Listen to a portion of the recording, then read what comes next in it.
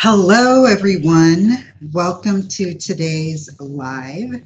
Thank you all for being here as per usual. Coming in today to share with you some thoughts on how you can conquer your self-doubt and get rid of imposter syndrome when it comes to creating videos.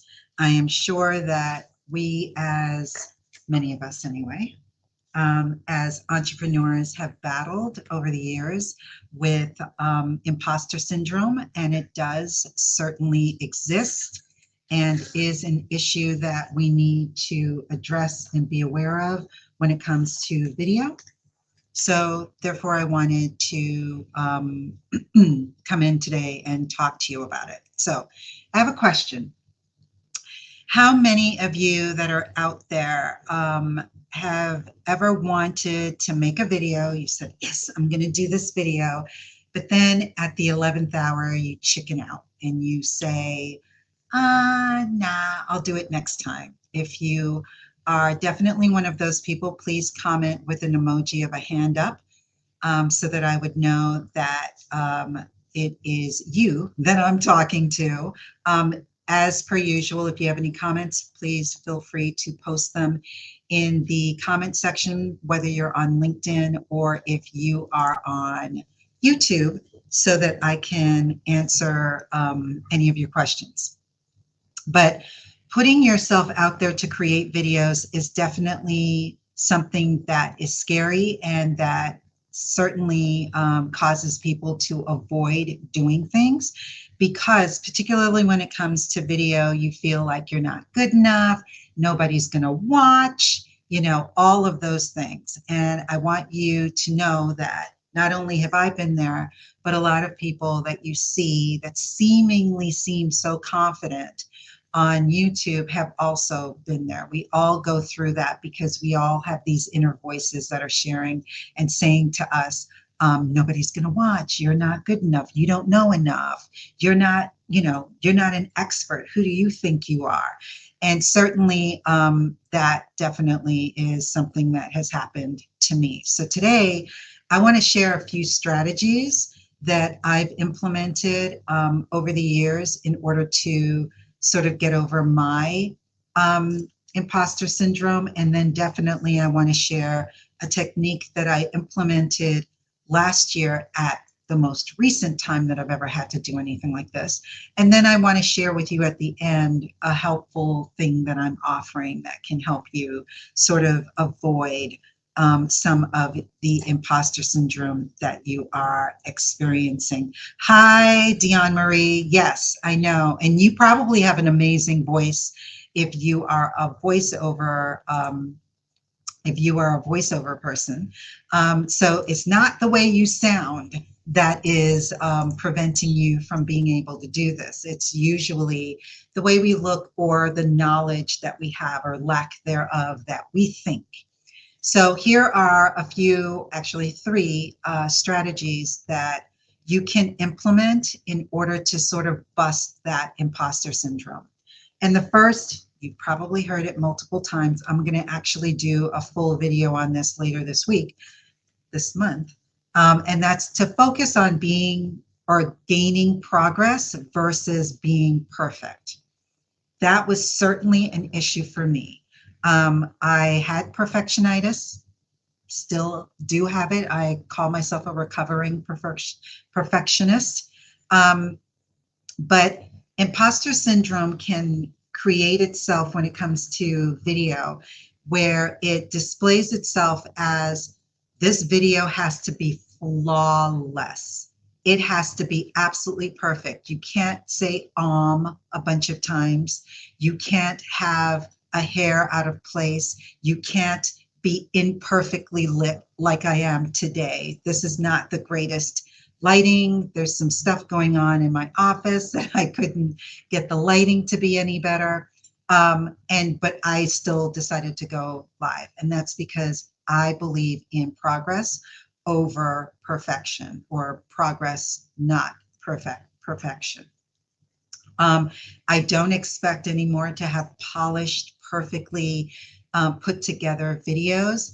a lot of times, believe it or not, when I started doing videos because I was truly uncomfortable being on camera. I started doing essentially faceless videos. They just weren't called that when I did them, but the vast majority of my videos were tutorial videos. So I had the pleasure of being able to hide my face behind doing a screen recording. And as the time went by, I realized I'm calling myself an expert when it comes to video and video marketing. How can I encourage my audience to be seen on camera if I'm hiding? So I knew that I needed to eventually start to expose myself. And so the way that I did that was I would still do my screen recordings, but every now and again, I would have myself in the corner of the screen where you could see a small image of me. And then that progressed to having it more often than not in the video. And then I started to open and close my videos full camera like I am here today.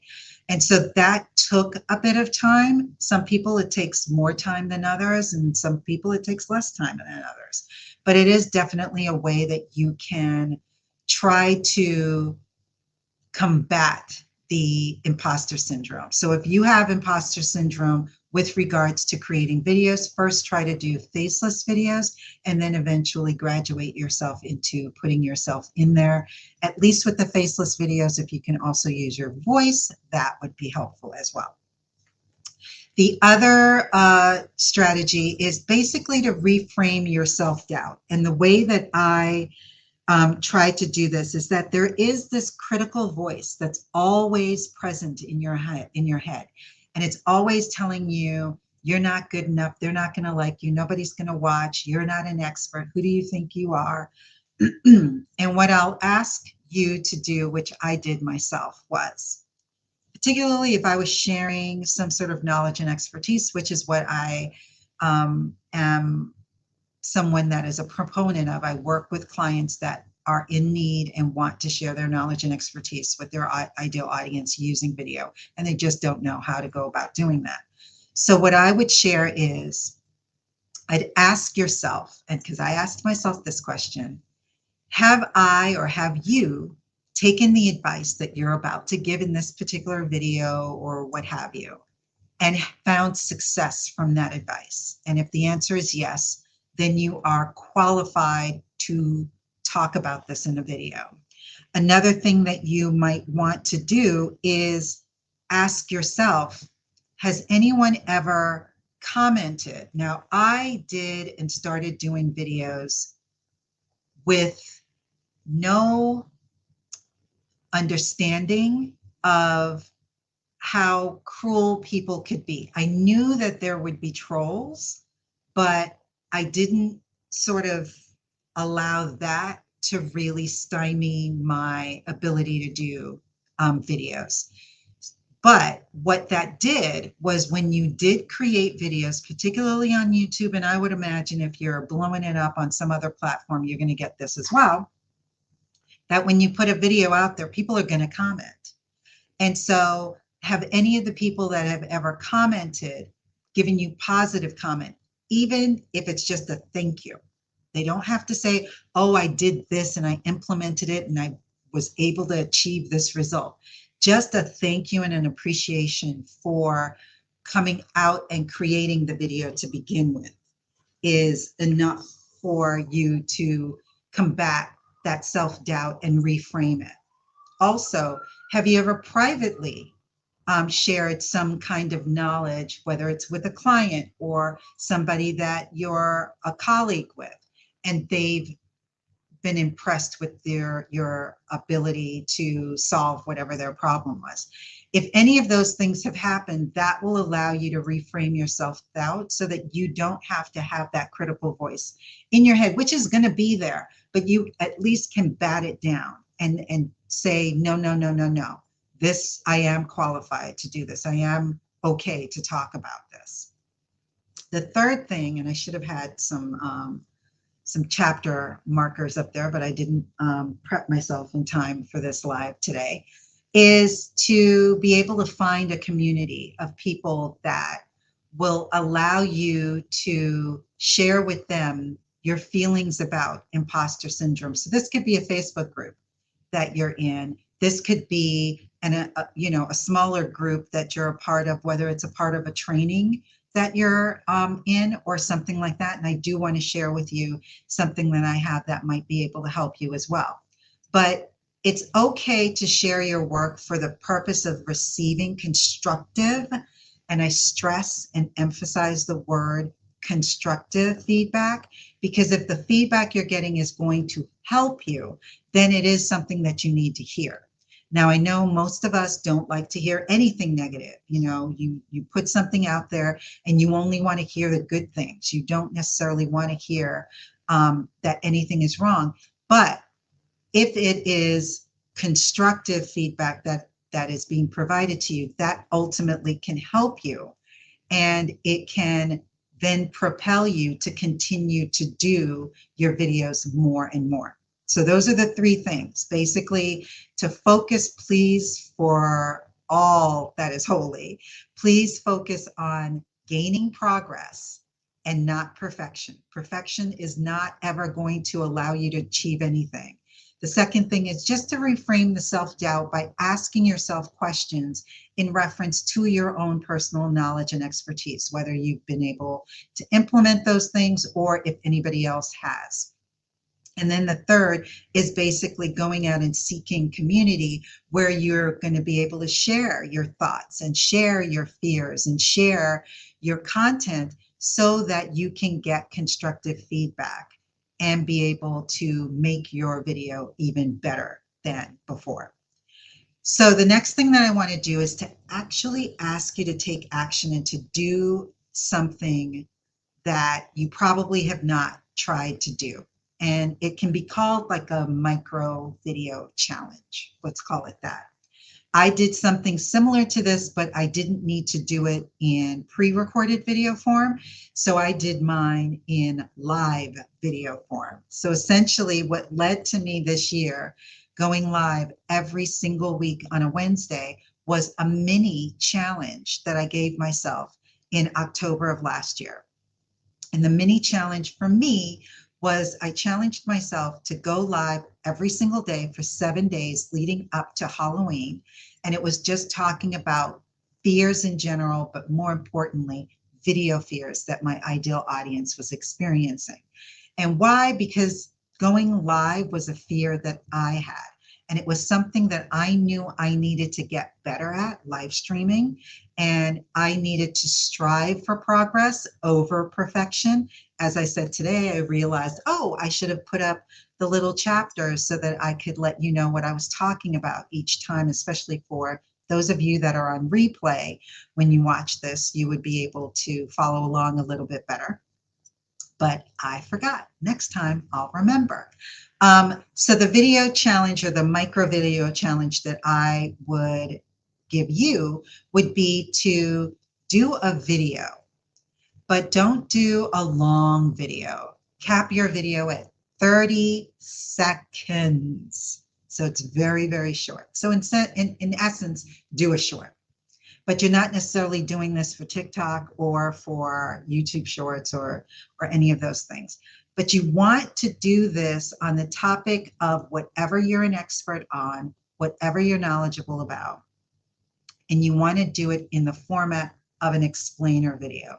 So for example, for me, I would be able to do something like a 30-second explanation on what is video marketing, or why is video marketing important?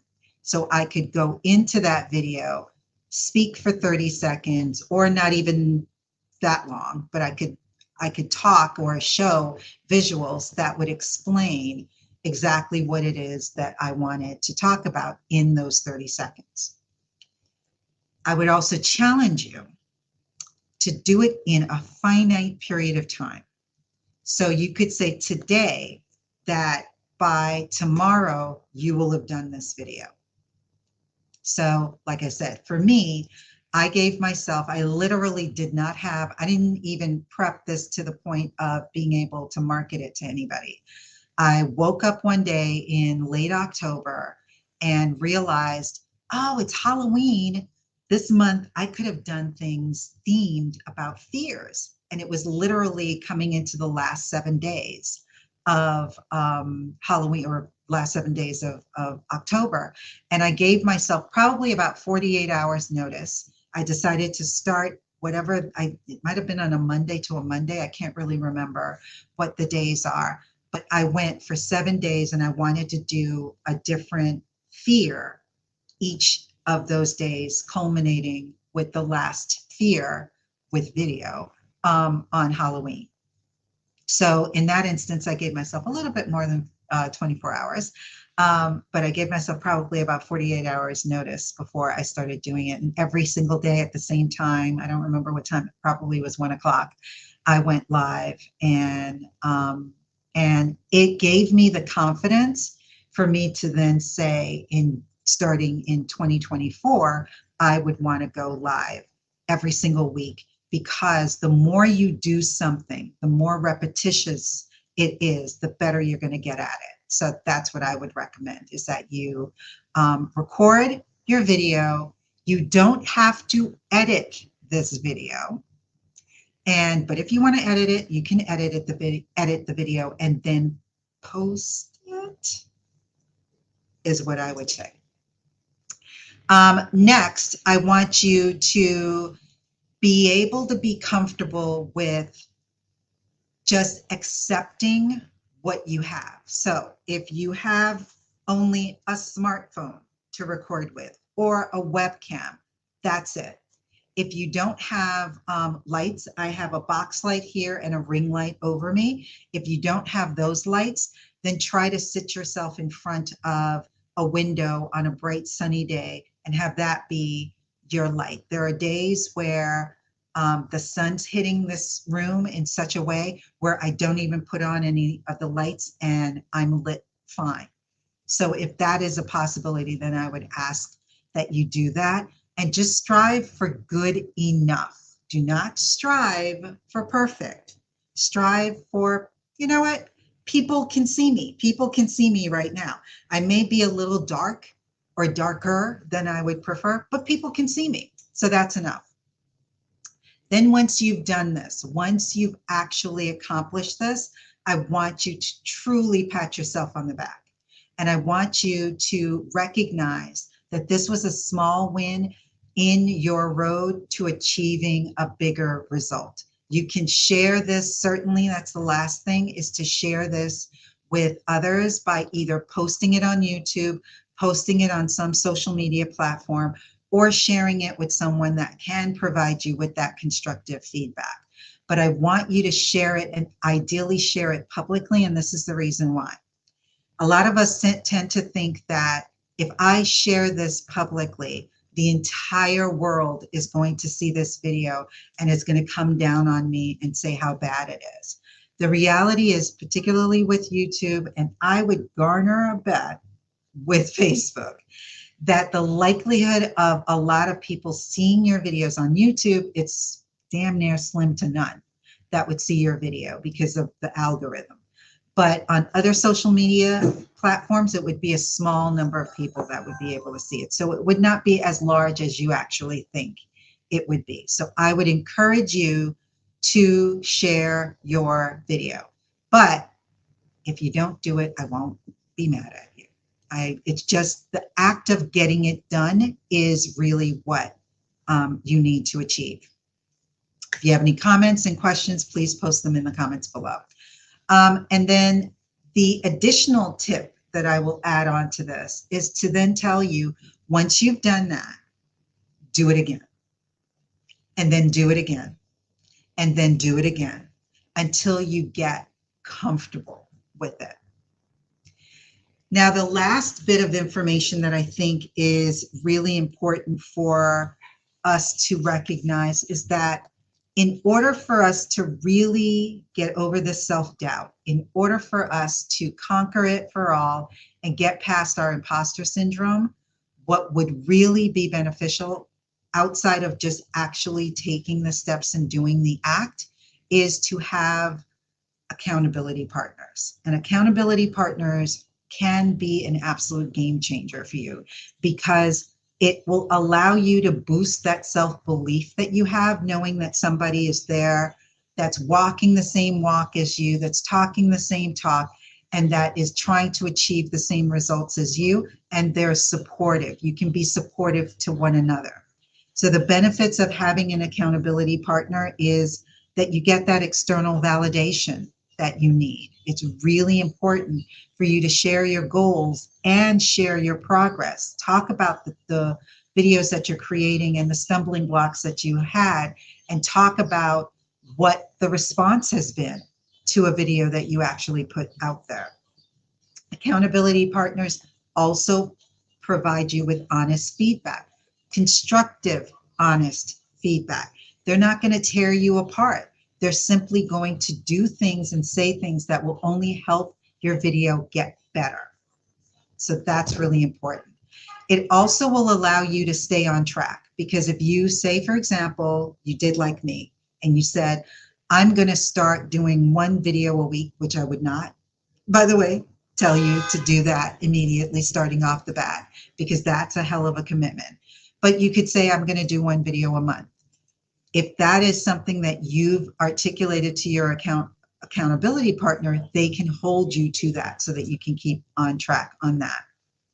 And then last, it's a shared experience and a shared journey for you both. So you won't feel isolated, especially at the very beginning when you're starting this out. It can be extremely isolating and scary for you to be able to do this. Now, talking about accountability partners, I wanted to share with you a way that you can get accountability on your journey for creating videos. If you don't know, I have my July cohort starting this month for my Embrace YouTube video course and group coaching and accountability. It's a 6-month video session that is going to start on July 11th, which I believe is a Thursday. And it is perfect if you're just starting out or if you want to improve your YouTube channel. So what you're going to learn is how you can create the videos that your ideal audience is looking for, how your audience can find you. You'll be able to connect with other entrepreneurs that are going through the same journey with you. So you'll have that accountability from them, but you'll also have that accountability from me. I will be there to guide you every step of the way so that you can figure out exactly what videos you need to create, how you can edit them, whether you need to edit them, and just get check-ins so that you can stay on track and, more importantly, be motivated. So if you are interested in this, you can sign up for my cohort by going to bit.ly, that's bit.ly/July cohort 2, and learn more about it and get started. It starts on the 11th. I am going to be promoting it throughout the month, even though we are starting on the 11th. So if you want to get in at the very beginning, feel free to sign up with this link. But just so that you know, if you're seeing this on the replay and it's after the 11th, you will have access to all of the live sessions. So even if you sign up on the 12th, you'll get the video of the accountability on the 11th.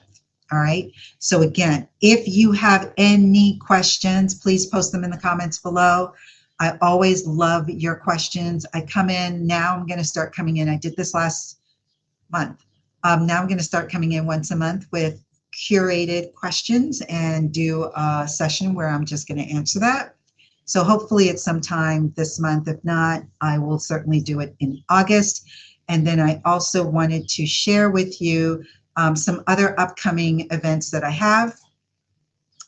On the 18th, I'm doing a Camtasia workshop. So if you've ever been wanting to learn about Camtasia, particularly Camtasia 24, which has some amazing new features, join me and a rep from TechSmith, Matt Pierce.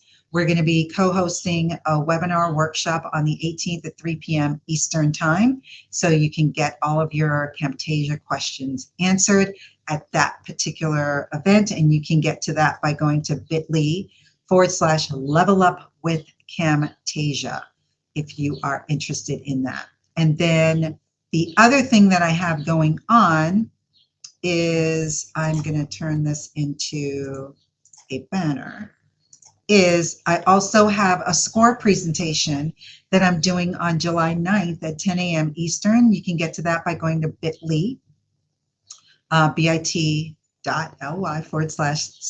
score. And that presentation will be on the topic of embracing YouTube framework. So I'm going to teach you how to create your own YouTube framework so that you can start to have success on YouTube. So join me for that if you are available on Tuesday, the 9th of July at 10 Eastern. And don't forget to join my cohort. Sorry, I have so many things going on. I'm going to post all of those in the description below so that you can get access to all of those links. So thank you for watching live. Even if you've watched quietly, thank you for watching live. Again, if you have any questions, feel free to post them, whether it's on conquering imposter syndrome or if it is on creating videos, marketing those videos, using YouTube, whatever it may be, I'm here to help you and to answer any of your questions. So until next time, I will see you later. Thanks and take care.